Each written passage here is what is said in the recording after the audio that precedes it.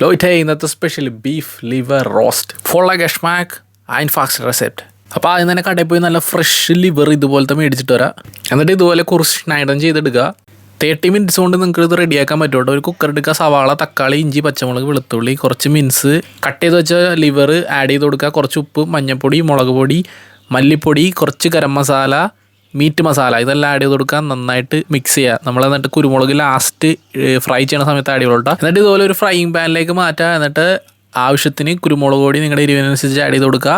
കുറച്ച് ഓയിലൊക്കെ ആഡ് ചെയ്ത് കൊടുക്കുക റോസ്റ്റ് ചെയ്യുന്ന സമയത്ത്. കാരണം ഇത് വേവിക്കുന്ന സമയത്ത് ഞാൻ ഓയിലൊന്നും ആഡ് ചെയ്തിട്ടില്ല. ഇനി കുറച്ച് ലെമൺ സ്ക്വീസ് ചെയ്ത് കൊടുക്കുക. അപ്പോൾ ലിവർ റോസ്റ്റ് സെറ്റ് ആയിട്ടുണ്ട്. ഇനി കുറച്ചും കൂടി നമ്മൾ ഓയിൽ ആഡ് ചെയ്ത് കൊടുക്കുന്നുണ്ട് ലാസ്റ്റ് എടുക്കുന്നതിന് മുമ്പ്.